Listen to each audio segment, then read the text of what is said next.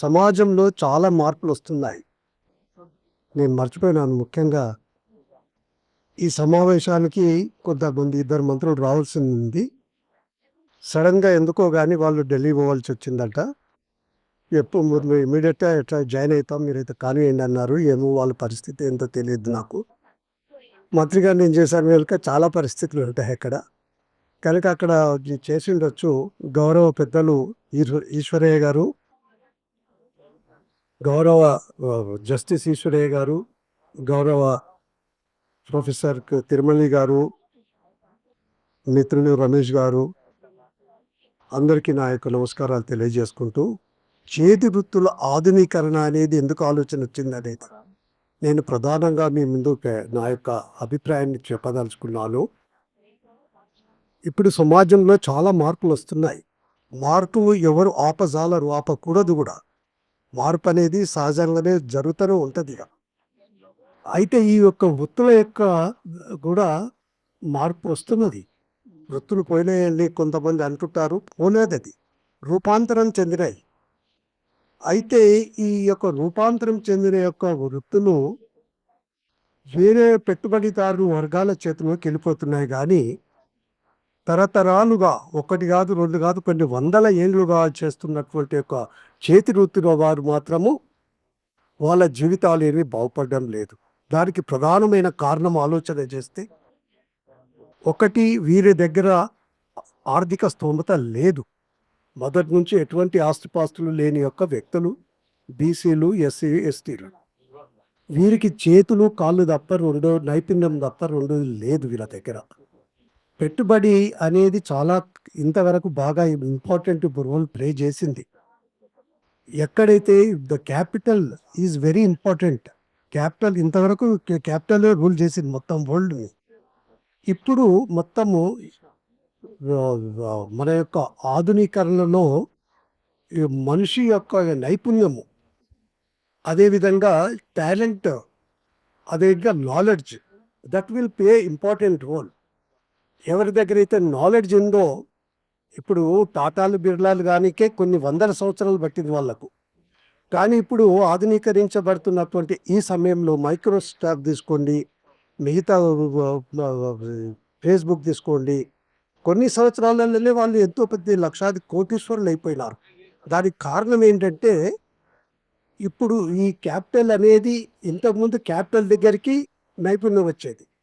ఇప్పుడు ఈ నాలెడ్జ్ దగ్గరికి క్యాపిటల్ వస్తుంది. ఇప్పుడు అటువంటి ఒక సమాజం ఇప్పుడు బిల్డప్ అవుతా ఉన్నది. రేపు ఇప్పుడు ఆల్రెడీ స్టార్ట్ అయింది కూడా. ఏఐ అనేది మన ఆర్టిఫిషియల్ ఇంటెలిజెన్స్, ఇది ఇప్పుడు మీరు ఎవ్వరు కూడా దీని యొక్క ప్రాధాన్యత గుర్తిస్తలేరు. కానీ మానవ సమాజానికి బిఫోర్ ఏఐ ఎట్లుండే సమాజం, ఆఫ్టర్ ఏఐ ఏ విధంగా ఉన్నది అనేది ఒక 50 సంవత్సరాలు, 100 సంవత్సరాల తర్వాత చర్చించుకునే పరిస్థితి వస్తుంది. ఇప్పుడు మనం ఎట్లయితే ఈరోజు అనుకుంటున్నామో చాలామంది మర్చిపోయినాం. కానీ ఈ మానవ జీవితం లోపట కరెంట్ అనేది లేక ముందు ఒక రకంగా ఉండే జీవితం, కరెంట్ వచ్చిన తర్వాత జీవితం మారిపోయింది. అంతా చాలా రకాలుగా ఎన్నో మార్పులు చోటు చేసుకున్నాయి. అదేవిధంగా ఏఐ ఇప్పుడు స్టార్ట్ అవుతుంది, కానీ దాని ప్రాధాన్యత కొద్దిమంది మాత్రమే గుర్తిస్తున్నారు. కానీ అది చాలా ఇంపార్టెంట్ రోల్ ప్లే చేయబోతుంది. ఆ ఇంపార్టెంట్ ఇన్ని రోజులు సరైన ఆదరణ లేక అనేక విధాలైనటువంటి ఒక విధంగా అణిచివేయబడ్డారు. రకరకాల కారణాలతోటి ఎకనామికల్గా చాలా వీక్ ఉన్నటువంటి ఒక చేతి వృత్తులు ఈ ఆధునీకరణ వైపు మార్చలేరు ఇంకా. కనుక దానికి మా కారణం ఏంటి? వీళ్ళకి చదువు లేదు, క్యాపిటల్ లేదు, మరి రకరకాల కారణాల మూలంగా ఆధునీకరణ వైపు మళ్ళలేకపోతున్నారు. దీనికి ప్రభుత్వాలు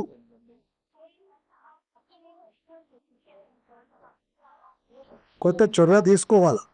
కానీ దురదృష్టవశాత్తు ప్రభుత్వాలు చొరవ తీసుకుంటున్నా ఏ కొద్ది మంది చేతిలోకి క్యాపిటలిస్ట్ చేతిలోకి వెళ్ళిపోతుంది తప్ప ఈ కింది జనాల చేతిలోకి ఇది ఆధునీకరణ అనేది ఏదైతే ఇప్పుడు ఏఐ వస్తుందో, అది నేను ఒక ఎగ్జాంపుల్ మాత్రమే ఏఐని తీసుకుంటున్నాను. అలాంటి ఆధునీకరణ మూల అనేది దాని ఫలితాలు పేదవారికి కూడా అందరాల, అప్పుడే వీళ్ళ యొక్క జీవితాలలో మార్పు వస్తుంది.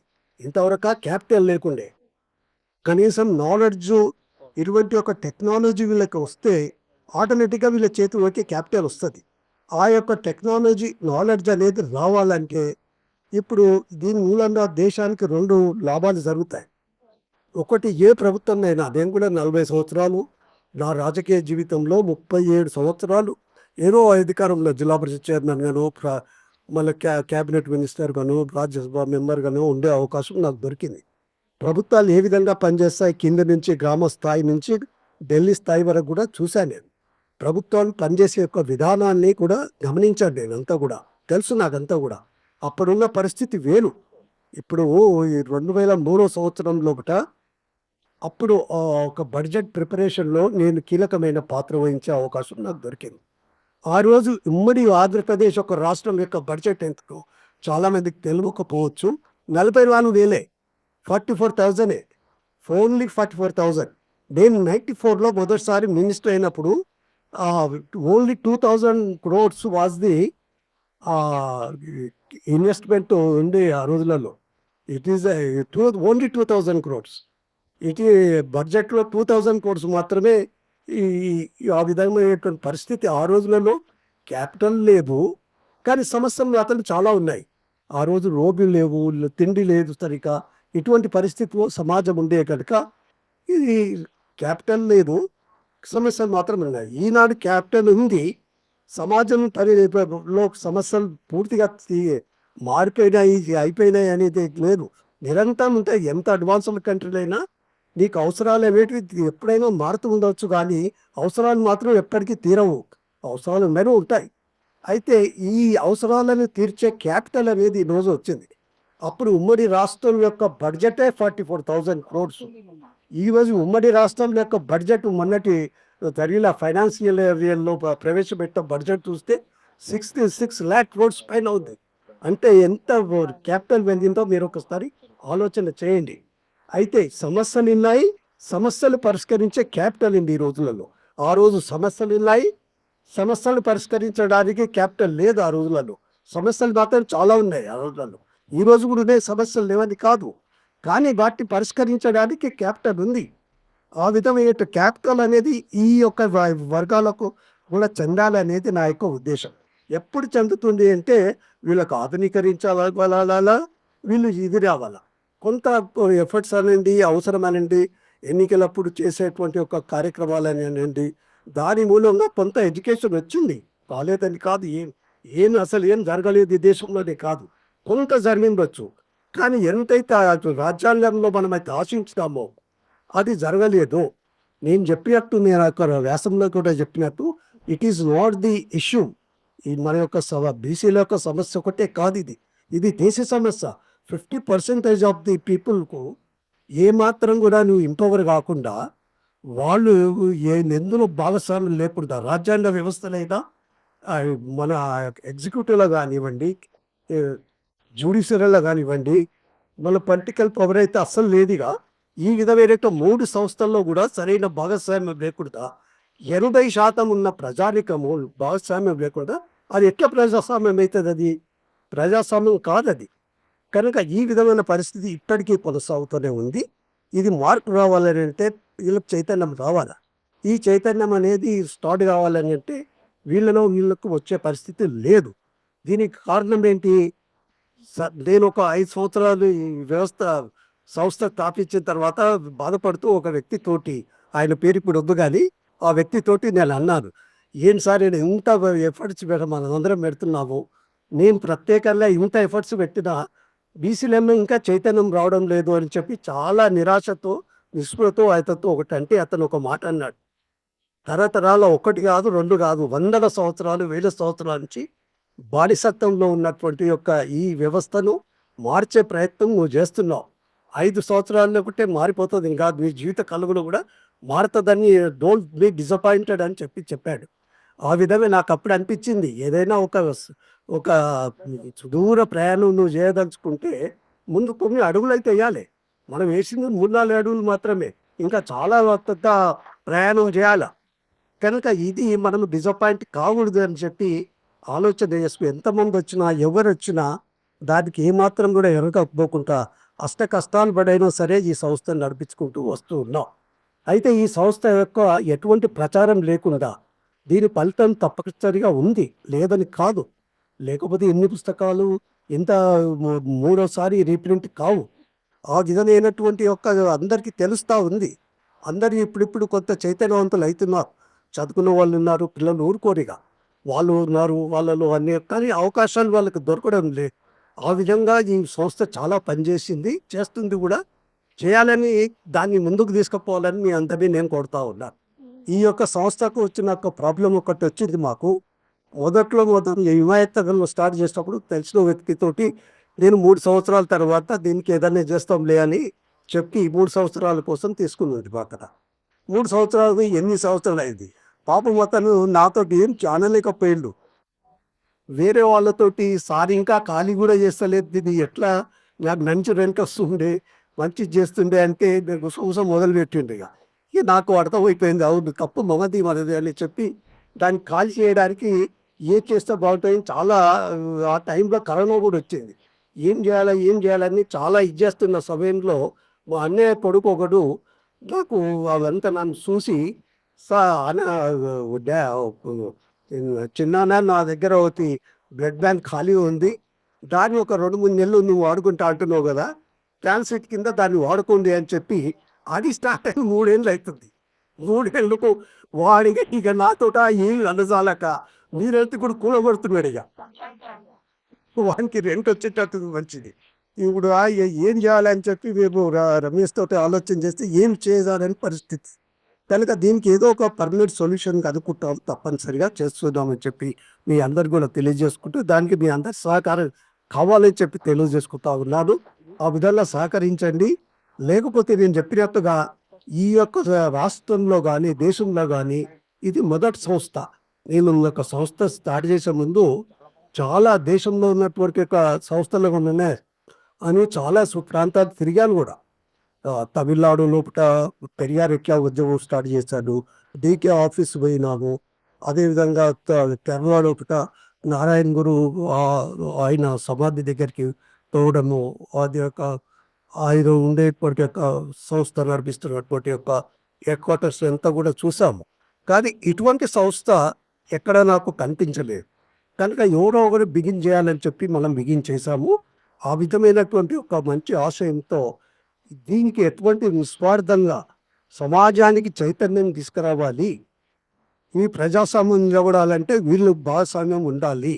ఇది నా స్వార్థం కాదు, దేశ స్వార్థం కూడా, దేశ సమాజ స్వార్థం కూడా. కొంతమంది ఆఫీసర్లు కొంతమంది ఢిల్లీలో నేను అడిగినప్పుడు ఎందుకు ఈ 27% రావడానికే చాలా సంవత్సరాలు పట్టింది. దానికోసం పెద్ద ఉత్తమంగా వచ్చింది. ఆ 27 సరే ఫైనల్గా వీపీ సింగ్ నాటి గవర్నమెంట్లో 27% రిజర్వేషన్ అమలు కావాలని చెప్పి ఆ రోజు ఒక నిర్ణయం తీసుకున్నారు. కానీ నేను ఒక బార్గెనింగ్ మెంబర్ ఉన్నప్పుడు ఒకసారి వేసి రైటింగ్లో దాని యొక్క ఆన్సర్ తెప్పించాను, మొత్తం ఎంత అమలు అవుతుందో అని చెప్పి. అప్పుడు చూస్తే నాకే ఆశ్చర్యం వేసింది, 10.5% కూడా అయితే లేదు. ఇక 27 అసలు ఇష్టమే తక్కువ ఇచ్చారు. 56% ఉన్న జనాభాకు 27% వచ్చింది. ఆ 27% కూడా అమలు కాకుండా ఓన్లీ 10.5% అమలు అయ్యింది. అంటే ఇంత పెద్ద దేశంలో 10%, 56% ఉన్న జనాభా యొక్క భాగస్వామ్యము ఒక అడ్మినిస్ట్రేషన్లోనే 10% ఉంటే ఇక ఇది ఎట్లా ప్రజాస్వామ్యం అవుతుందని చెప్పి నేను ఆ రోజు ఉన్నటువంటి వీపీ సింగ్ గారు, మన ప్రధానమంత్రి గారిని అడిగాను. నేను ఇస్తే ఇన్ఫర్మేషన్ అని చెప్పి అతను అడిగాను నన్ను. అంటే అతన్ని కింద పనిచేసే దీనిలోపే నాకు పని అది ఇన్ఫర్మేషన్ ఇచ్చింది, ఆయనకి తెలియదు. కనుక అతను కూడా చాలా బాధపడ్డాడు అనుకోండి. ఆ విధమైనటువంటి పరిస్థితి ఈనాటికి కూడా ఉంది. దానికి ఈశ్వరయ్య గారు చాలా ప్రయత్నం చేశారు. అప్పుడు ఆ చైర్మన్లో ఉండి కూడా దాని యొక్క క్రిమి లేయర్ను పెంచడము అవన్నీ కూడా కొంత చర్యలు తీసుకోవడం జరిగింది. దాని మూలంగా కొంత పెరిగినట్టు తెలుస్తుంది నాకు. ఆ విధమైనటువంటి యొక్క పరిష్కారం కావాలని అంటే ఆలోచన పనులు కొంతమంది రావాలి. ఆ విధంగా ఆలోచన చేస్తే ప్రభుత్వం ఇప్పుడున్నటువంటి యొక్క పరిస్థితుల్లో ఎవరి తప్పు కాదని, కానీ వీళ్ళు తెలియజేసే విధానము మన యొక్క తెలియజేయాలి తప్ప మనం ఏదో ఒక అవేనియతో ఉట్టి మాట్లాడే హానిని తిట్టిదంత మాత్రాన సమస్య పరిష్కారం కాదు. ఆ విధంగా ఆధునీకరణ అనేది ఇప్పుడు జరుగుతూ ఉన్నది కనుక మార్పును మనం ఆపకూడదు. మార్పు అనేది నువ్వు చాలవు కూడా. మార్పు అనేది ఇక్కడ కాదు, ప్రపంచవ్యాప్తంగా వస్తుంది, ఇంకా వస్తుంది కూడా. కనుక ఆ మార్పు ద్వారా వచ్చేటువంటి ఒక బెనిఫిట్ అందరికీ చెందాలి అని చెప్పి నా యొక్క ఉద్దేశం. ఫర్ ఎగ్జాంపుల్ నేను చెప్తాను. నేను 2003లో అప్పుడు ఒక 4లో ఎలక్షన్ ఉండే. అప్పుడు నేను చెప్పినట్టుగా నేను కీలకమైన పాత్ర వహించే అవకాశం నాకు దొరికింది. ఆ టైంలో నేను ఫైనాన్స్ డిపార్ట్మెంట్‌లో ఒప్పించో ఏదో చేసి ఈళ్ళకు పనిముట్లు ఇప్పిస్తే బావుంటది అని చెప్పి ఒక ఆదరణ ప్రోగ్రామ్ పెట్టాను. పనిముట్లన్నీ తీసుకొచ్చినారిగ. ఇక నేను అప్పుడప్పుడు చాలా బిజీ ఉండే గనుక నేను బిజీలో అది సరిగా అది చూడలేదిక. అయితే దాని ఇనాగరేషన్ చెప్పి ఆ పనిముట్లన్నీ తీసుకొచ్చి ఒక మైదానంలో పెట్టినారిగ. ఆ యొక్క బెనిఫిట్స్ యూజర్స్‌ని అందరిని పిలిచినారు. నేను వాళ్ళకి మొదట్లో బీసీ ఫైనాన్స్ కార్పొరేషన్ వాళ్ళకి చెప్పాను నేను. మీరు ఇది చేస్తా ముందు కుల వృత్తుల వారిని పిలిపించి మీకేమేం కావాలో అడిగి, ఆళ్ళు అడిగిన ప్రకారంగా తెస్తే బావుంటది అని చెప్పి నేను గట్టిగా వాళ్ళకి చెప్పడం కూడా జరిగింది. ఆ విధంగా వాళ్ళు ప్రభుత్వం వాళ్ళు పిలిపించినారట. అది నాకు తర్వాత తెలిసిందనుకోండి. అయితే నేను పోయి చూస్తే ఒక డబ్బాలు ఇస్తున్నారు. పాల డబ్బాలు, ఇస్త్రీ పెట్టెలు, ఈ సైకిళ్ళు ఇటువంటివి పంచుతా ఉన్నారు. ఇవన్నీ ఏందిరబ్బా!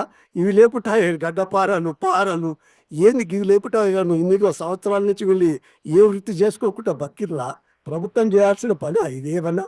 మీరు చేస్తున్న ఏంది ఇది అని చెప్పి నేను తర్వాత అంత పబ్లిక్‌లో అంటే బాగుండదని చెప్పి స్టేజ్ మీదొచ్చి నేను బీసీ సెక్రటరీ తోటి అడిగా నేను. ఏంటి నువ్వు నేను అడుగుతాను కదా! వీళ్ళందరిని పిలిచి అడిగి వాళ్ళకేం కావాలో అడిగారంటే సార్ నేను ఆళ్ళందరిని పిలిచినాను.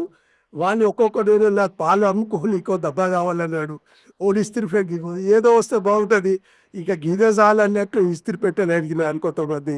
ఇక ఈ కన్ను అమ్ముకోవడానికి కష్టమైతుంది. తాళ్ళ చెట్లకు పోవాలంటే ఓ సైకిల్ మోపేయడానికి తీరి ఊరితో సైకిల్ అన్న ఈరి అని చెప్పి వాళ్ళు అడిగినారు. ఎవ్వరొక్కడు కూడా ఆధునీకరించడానికి మాకు ఈ పనిముట్లు కావాలని ఆ వడ్డీలో గడ్డపారలు అడిగిన సార్ ఏం చేయాలనేది ఇక వాళ్ళు అడిగినట్టే తీసుకొచ్చి ఇస్తున్నామని చెప్పినారు.